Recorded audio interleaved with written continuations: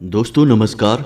तुला राशि वाले मेरे मित्रों, हम जानते हैं कि आप एक ऐसे इंसान हैं जो कभी किसी के लिए बुरा करना तो दूर सोच भी नहीं सकते हैं। जी हाँ दोस्तों, आपने अपने हर एक रिश्ते नाते को बड़ी ही वफादारी और प्रेम के साथ निभाया है।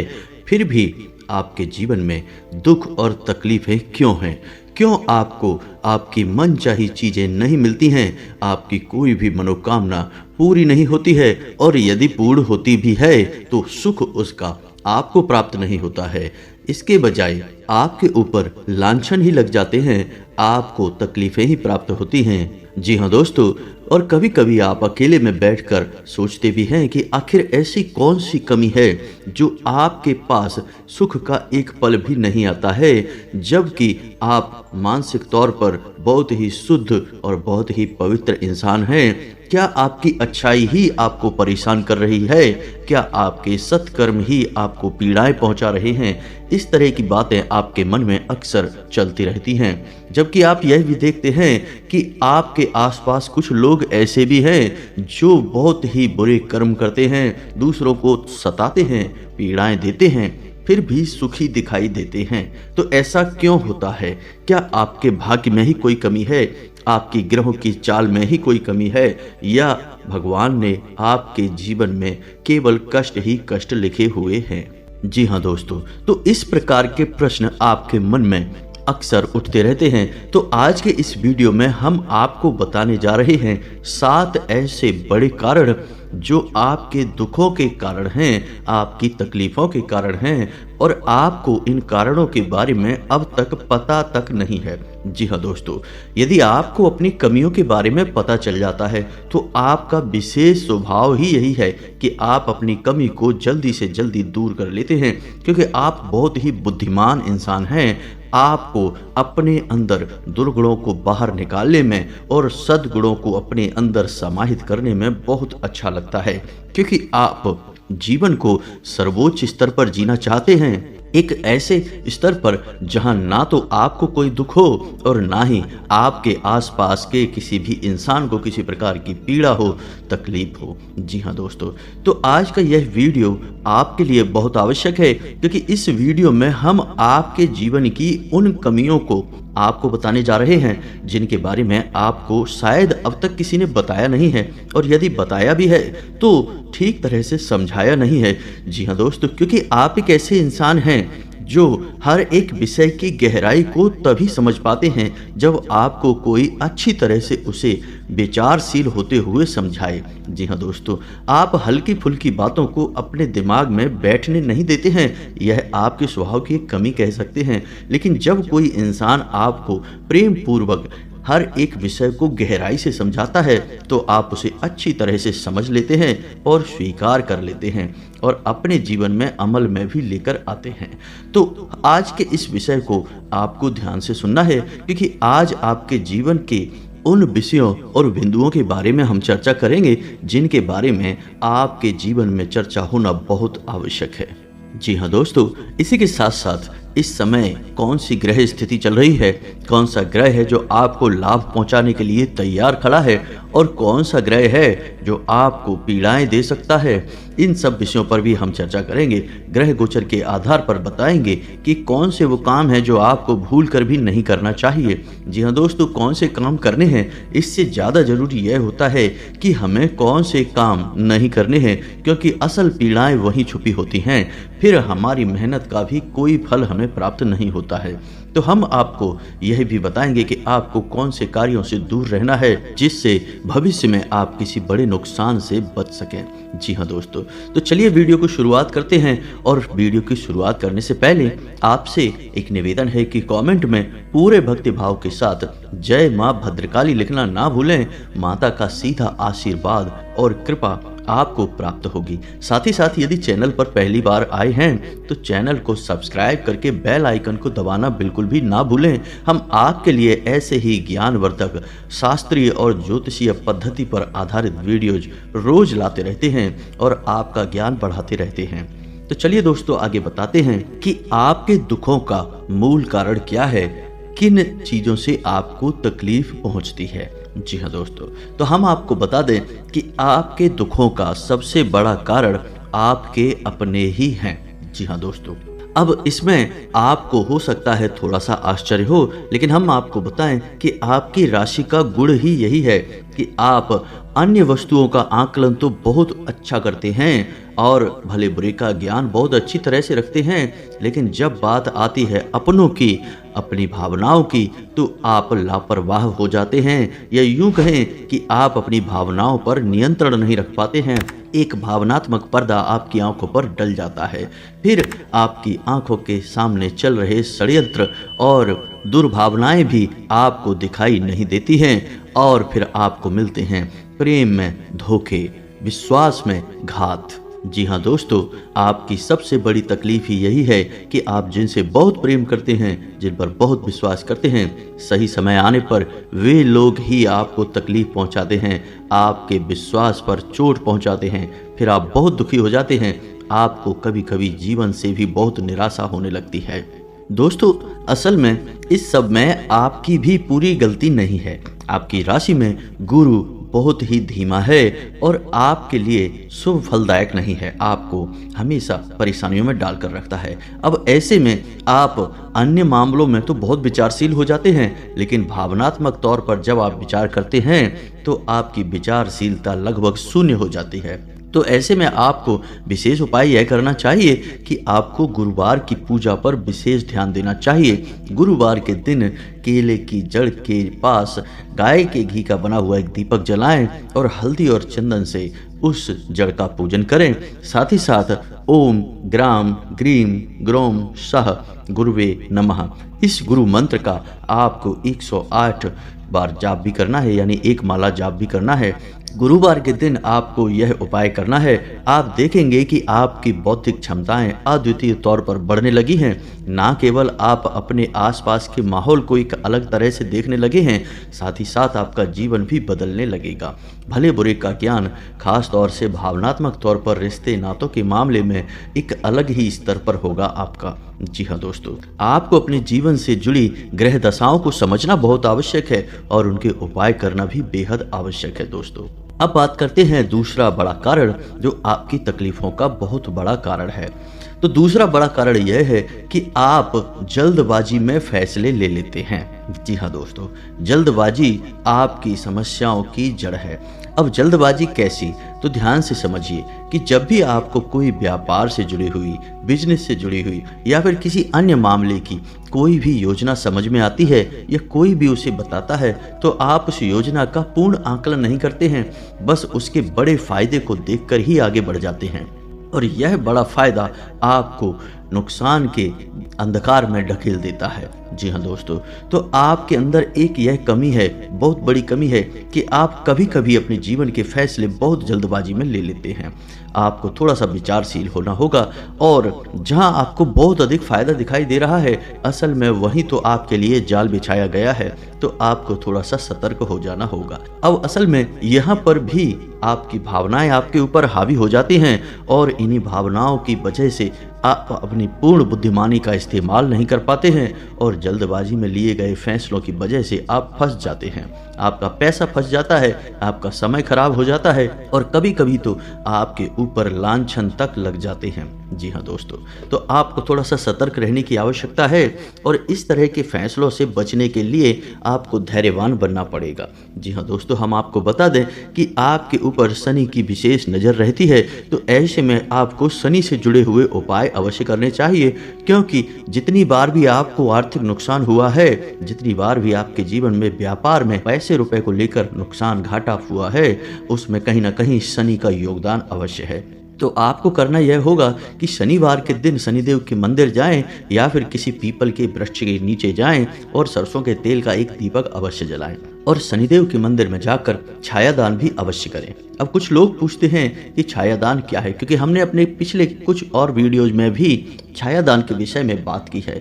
तो दोस्तों, आपको हम बता दें कि छायादान का विधान क्या है। दोस्तों, तो आप समझिए कि शनिदेव असल में छाया पुत्र हैं। जी हाँ दोस्तों, सूर्य पुत्र हैं, और उनकी माता का नाम छाया था। तो जब कोई इंसान अपनी छाया शनिदेव को दान करता है, तो शनिदेव बहुत प्रसन्न हो जाते हैं, और शनिदेव की पीड़ाएं उसके ऊपर से समाप्त होने लगती हैं। जी हाँ दोस्तों, तो आपको भी छायादान करना होगा। अब छायादान के लिए आपको क्या संस्कार हैं, क्या तरीके हैं, यह समझना आवश्यक है। तो आप समझिए कि शनिवार के दिन आपको शनिदेव के किसी मंदिर में जाना है। अब आपको ध्यान यह देना है कि शनिदेव के मंदिर में शिला स्वरूप शनिदेव होने चाहिए, मूर्ति स्वरूप नहीं। तो यदि शिला स्वरूप शनिदेव हैं तो आप शनिदेव के मंदिर जाएं और शनिवार के दिन वहां पर छायादान करें। अब आपकी प्रक्रिया यह होगी कि आप एक बड़ा मिट्टी का दीपक लेकर मंदिर में जाएंगे और पूरे विधि विधान से शनिदेव की पूजा करेंगे। यानी सरसों के तेल का एक दीपक जलाएंगे, वह दूसरा दीपक होगा। इस दीपक में आप दीपक नहीं जलाएंगे, तो सरसों के तेल का एक दीपक जलाएंगे। ओम शम शनिश्चराय नमः इस मंत्र का एक माला जाप करेंगे और उसके बाद जो बड़ा दीपक मिट्टी का आप लेकर गए हैं उस दीपक को पूरा सरसों के तेल से भर देंगे। जी हाँ दोस्तों, पूरा उस दीपक को आप सरसों के तेल से भर देंगे। अब यह कार्य आपको रात को 9 बजे के बाद ही करना है। जी हाँ दोस्तों, यह विशेष तौर पर ध्यान देना है, दिन के समय इसे भूल कर भी ना करें। तो आपको मिट्टी से बने उस दीपक को पूरा सरसों के तेल से भर देना है और उसके बाद जब अपनी पूजा पाठ समाप्त हो जाए तब उस दीपक में एक बार आपको झांक कर देखना है, अपनी ही आकृति को देखना है। जी हाँ दोस्तों, और उस दीपक को आप शनिदेव की शिला स्वरूप मूर्ति के नज़दीक ही रखें, दूर न रखें, उसके सामने ही रखें और आपको झांक कर उस दीपक में देखना है। और जब आपको अपनी ही आकृति दिखाई दे जाए तो उसके बाद वापस हो जाना है। फिर आपको सीधे मुड़कर अपने घर चले आना है, पीछे मुड़कर नहीं देखना है। जी हाँ दोस्तों, अब यह प्रक्रिया है छायादान की। आपने शनिदेव को अपना छाया स्वरूप दान कर दिया है। अब इस प्रक्रिया से, हालांकि यह प्रक्रिया है बहुत छोटी, देखने में भी सामान्य लगती है, लेकिन इसका प्रभाव बहुत ही अधिक है। जी हाँ दोस्तों, यह ऊर्जाओं की बात होती है। हमें देखने में लग सकता है कि इसमें क्या है, ये तो बहुत छोटी सी बात है, लेकिन असल में इससे ऊर्जाओं के क्षेत्र बदलते हैं और दैवीय ऊर्जाएं हमारे जीवन में प्रवेश करती हैं। तो आपको फिर घर वापस आ जाना है और उसके बाद आपको अपने हाथ पैर मुंह धोने के बाद अपने दैनिक कार्य शुरू कर देने हैं। इस विषय पर किसी से चर्चा नहीं करनी है, घर में भी किसी को इस विषय पर जानकारी नहीं देनी है, गुप्त रूप से आपको यह कार्य करना है। जी हाँ दोस्तों, उम्मीद है आपको समझ में आ गया होगा कि छायादान क्या होता है और इसे करने का विधि विधान क्या है। अब बात करते हैं अगले कारण की कि आपकी दुखों का कारण क्या है। तो दोस्तों, आपके दुखों का एक और बहुत बड़ा कारण है और वह है ईश्वर में आपकी भक्ति और आपके संकल्प। जी हाँ दोस्तों, आपको सुनकर थोड़ा सा आश्चर्य हुआ होगा, लेकिन बात वैसी नहीं है जैसी आपको समझ में आ रही है। तो होता असल में यह है कि आप ईश्वर की पूरी भक्ति करते हैं, आपके मन में ईश्वर के प्रति पूरा आदर और सम्मान है, भाव है, भक्ति है, सब कुछ है। लेकिन आप जब पूजा पाठ करते हैं तो कभी कभी आपके जीवन में ऐसा समय आता है कि आप कष्ट से बहुत घिर जाते हैं, समस्याओं का अंत समझ में नहीं आता है, आपकी पीड़ाओं का अंत भी समझ में नहीं आता है। तो फिर आपको यह लगने लगता है कि आपकी पूजा पाठ, आपकी भक्ति सब बेकार है, भगवान तो आपकी सुनते ही नहीं हैं, आपकी समस्याओं के समाधान तो मिलते ही नहीं हैं, ऐसी भक्ति करने से क्या फ़ायदा।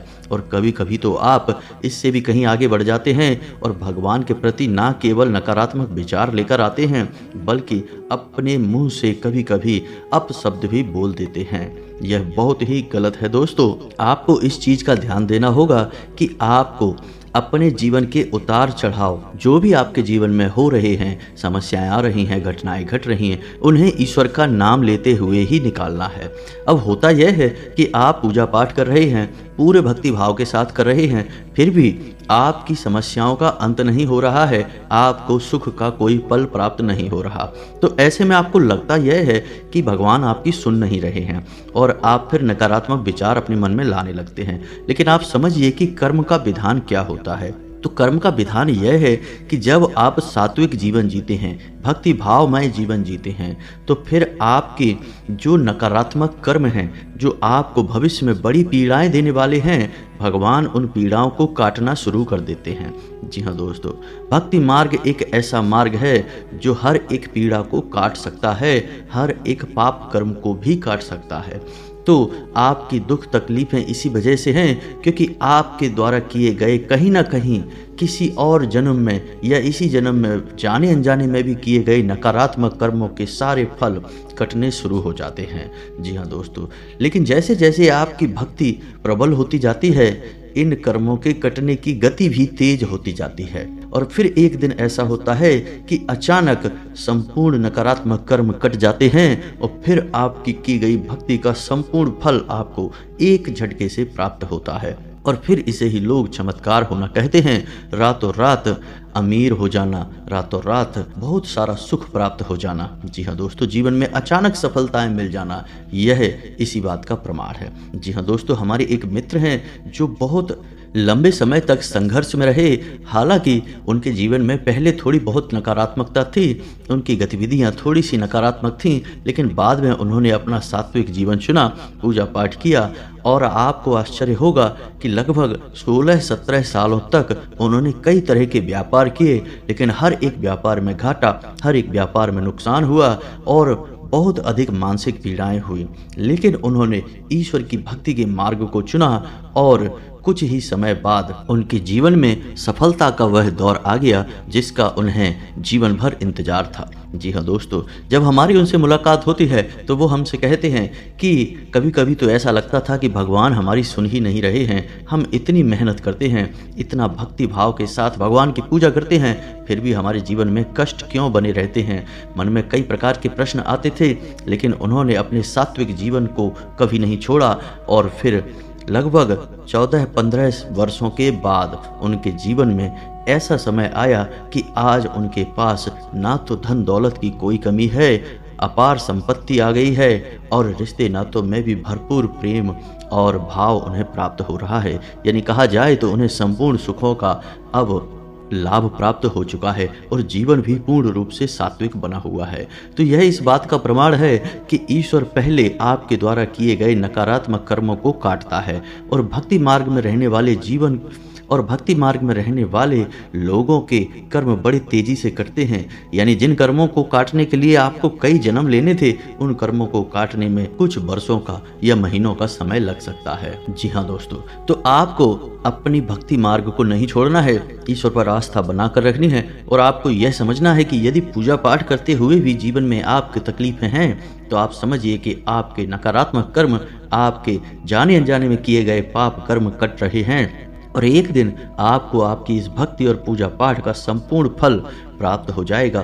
क्योंकि इस फल और आपके बीच में जो बाधा है वह है आपके द्वारा किए गए नकारात्मक और पाप कर्म। साथ ही साथ दोस्तों, संकल्प की बात भी की जाए तो आपके जीवन में एक बड़ी समस्या यह भी है कि पूजा पाठ के लिए आप जो भी संकल्प लेते हैं उसे पूर्ण बहुत मुश्किल से ही कर पाते हैं। जी हाँ दोस्तों, कभी कभी तो जीवन में कुछ प्रकार की बाधाएं आ जाती हैं जिसकी वजह से संकल्प पूर्ण नहीं हो पाते हैं और कभी कभी आप स्वयं ही आलस दिखा जाते हैं या फिर नकारात्मक हो जाते हैं और अपने संकल्प को तोड़ देते हैं। तो यदि आपने किसी प्रकार की कोई पूजा पाठ उठाई है या यूं कहें कि कोई अनुष्ठान शुरू किया है तो उसे आप पूर्ण संकल्प के साथ करिए और आपकी मनोकामना पूर्ण होगी और आपका जीवन बदलेगा। लेकिन आपको संकल्प पूर्ण अवश्य करना चाहिए। जब आप संकल्प को अधूरा छोड़ देते हैं तो पुण्य के बजाय आपके खाते में पाप लिख जाता है, क्योंकि यह देवी शक्तियों का सीधा अपमान माना जाता है। तो या तो आप संकल्प उठाइए मत, और यदि आपने उठाया है तो फिर आप उसे जी जान लगाकर पूरा करिए दोस्तों। यही तो पूजा पाठ का विधान है और यही ईश्वरीय विधान भी होता है।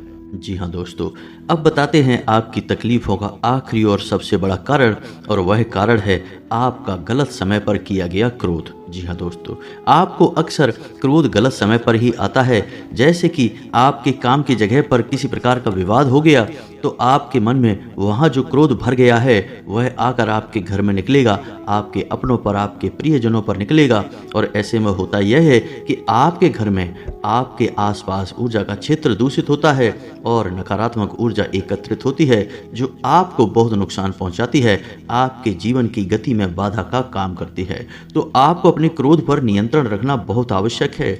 ऐसे में आपको राहु से जुड़े उपाय करने चाहिए और हमने अपने पिछले कई वीडियोज में राहु से जुड़े उपाय आपको बता रखे हैं। फिर भी यदि आपको समझना है तो हम आपको बता दें कि भगवान भोलेनाथ पर जब आप जल अर्पित करें करें तो उसमें थोड़े से काले तिल मिला लें और काले तिल मिला हुआ जल आप भोलेनाथ को अर्पित करें। इससे आपका राहु जो नकारात्मक है वह आपके लिए सुफलदायक हो जाएगा। फिर आपको गलत जगह पर क्रोध आएगा ही नहीं, या फिर यूं कहें कि क्रोध आएगा ही नहीं, और परिस्थितियों का सही आकलन करने की क्षमता आपके अंदर उत्पन्न होने लगेगी। जी हाँ दोस्तों, तो यह तो थी जानकारी कि क्या ऐसी स्थितियां हैं, क्या ऐसे कारण हैं जो आपके जीवन में दुख और तकलीफ लगातार बने हुए हैं। अब आपको बता देते हैं कि ग्रह स्थितियों के अनुसार आपको किस प्रकार से अपना जीवन जीना है, क्योंकि आपको यह जानना बहुत आवश्यक है कि ग्रह स्थितियां किस प्रकार बदलती रहती हैं और आपके जीवन में किस प्रकार प्रभाव डालती हैं। तो दोस्तों, जैसा कि हमने आपसे कहा कि गुरु इस समय आपके ऊपर नकारात्मक प्रभाव डाल रहे हैं, तो ऐसे में आपको अपने जीवन के बड़े फैसले नहीं लेने चाहिए, टाल देने चाहिए, क्योंकि इसमें आपका नुकसान हो जाएगा, घाटा हो जाएगा। तो व्यापार से जुड़े बड़े फैसले अभी आपको नहीं लेने हैं। कोई बड़ी यात्रा या किसी प्रकार की बड़ी डील आप करना चाहते हैं तो अभी उसे टाल दें, कुछ समय बाद आप उस डील को करें, तभी आपको फायदा होगा। दूसरा कि आप किसी बड़े निवेश के बारे में सोच रहे हैं, शेयर मार्केट वगैरह में पैसे लगाते हैं, तो ऐसे में आपको सतर्क हो जाना है। बिना सोचे समझे किया गया निवेश आपको परेशानी में डाल देगा। जी हाँ दोस्तों, इसी के साथ साथ आपको अपने अपनों में ही छुपे दुश्मनों को, अपने शत्रुओं को भी पहचानना बहुत आवश्यक है, क्योंकि कुछ लोग आपके आसपास ऐसे हैं जो आपकी भावनाओं के साथ खिलवाड़ करते हैं, आपके संसाधनों को और आपके जीवनीय ऊर्जा को चूसते रहते हैं, आपकी खुशियों को सोखते रहते हैं। यानी कि मेहनत आप करते हैं लेकिन परिणाम और अच्छे फल उन्हें प्राप्त हो जाते हैं, क्योंकि वे लोग आपके बारे में गलत भावनाएं रखते हैं। तो आपको उन्हें जल्द से जल्द पहचानना बहुत आवश्यक है और उनसे दूरी बना लेना भी जरूरी है। दोस्तों, जब तक आप अपनों में छुपे हुए शत्रुओं को नहीं पहचान पाएंगे तब तक आपके जीवन में तरक्की हो पाना संभव नहीं है, बाधाएं उत्पन्न होती ही रहेंगी। जी हाँ दोस्तों, अपने कार्यस्थल पर यदि आप जॉब करते हैं, नौकरी करते हैं, तो अपने कार्यस्थल पर अपने सहकर्मियों से किसी भी प्रकार के विवाद से बचें दोस्तों, क्योंकि आपके सहकर्मियों में भी आपके लिए जलन की भावना होती है, क्योंकि आपकी कार्यशैली, आपके कार्य करने के तौर तरीके कुछ इस प्रकार के होते हैं जिनसे लोगों को अक्सर जलन होती है, क्योंकि आप अपने उच्च अधिकारियों का हमेशा अपनी ओर ध्यान खींचते हैं और आपकी वाहवाही होती है। इस वजह से आपके सहकर्मी अक्सर आपसे जलते रहते हैं और आपके खिलाफ षड्यंत्र करते रहते हैं। तो ऐसे में आपको अपने सहकर्मियों से थोड़ा सा सतर्क रहने की आवश्यकता रहेगी और किसी भी प्रकार के विवाद से बचना होगा। जी हाँ दोस्तों, अब हम बताएं कि आपके दाम्पत्य जीवन में भी थोड़ा सा तनाव का माहौल चल रहा है, आपसी खींचतान का माहौल चल रहा है, तो आपको थोड़ा सा वहाँ पर संतुलन बनाना बहुत आवश्यक है। अपने जीवन साथी के मन की भावों को समझते हुए ही उसके साथ बर्ताव करें। हो सकता है कि कभी कभी आपको ऐसा लगे कि आपका जीवन साथी आपके साथ अच्छा नहीं कर रहा, नकारात्मक बर्ताव लगे, लेकिन आपको थोड़ा सा धैर्य के साथ काम लेना चाहिए, क्योंकि कुछ समय बाद उसका नकारात्मक बर्ताव भी आपको अच्छी तरह से समझ में आ जाएगा और उसमें छुपी हुई अच्छाई भी आपको दिखाई देनी शुरू हो जाएगी। तो आपको अपने पारिवारिक संतुलन को बनाना भी बहुत आवश्यक है, क्योंकि आपके परिवार और आपके जीवन साथी से ही आपको सकारात्मक ऊर्जा प्राप्त हो रही है। जी हाँ दोस्तों, और इस सबसे महत्वपूर्ण कि आपको 2 कार्य अवश्य करने हैं जो हमने अभी आपको वीडियो में बताए हैं कि गुरुवारी पूजा जीवन में जरूर शुरू करें, जल्द से जल्द शुरू करें, आपको बहुत विशेष लाभ प्राप्त होंगे। साथ ही साथ शनिदेव को छाया दान भी अवश्य करें। जी हाँ दोस्तों, 11 शनिवार आपको शनिदेव को छाया दान करनी है और गुरुवारी पूजा का भी आप चाहें तो कोई संकल्प ले सकते हैं, जैसे 21 गुरुवार तक आप व्रत रहेंगे और पूजा पाठ करेंगे, तो आपके जीवन में बदलाव आने निश्चित हैं, परिणाम अच्छे आने निश्चित हैं। उम्मीद है दोस्तों कि वीडियो में बताई गई बातें आपको अच्छी लगी होंगी, आपके जीवन में किसी प्रकार का बदलाव अवश्य लेकर आ पाएंगे। इसी के साथ आज की इस वीडियो को विराम देते हैं। यदि आपके मन में कोई प्रश्न है तो आप कमेंट करके पूछें, हम आपके प्रश्नों के जवाब देने की पूरी कोशिश करेंगे। कमेंट में पूरे भक्तिभाव के साथ जय माँ भद्रकाली लिखना ना भूलें, माता का सीधा आशीर्वाद आपको प्राप्त होगा। मिलते हैं अगले ज्ञानवर्धक वीडियो में, तब तक के लिए धन्यवाद। जय माता की।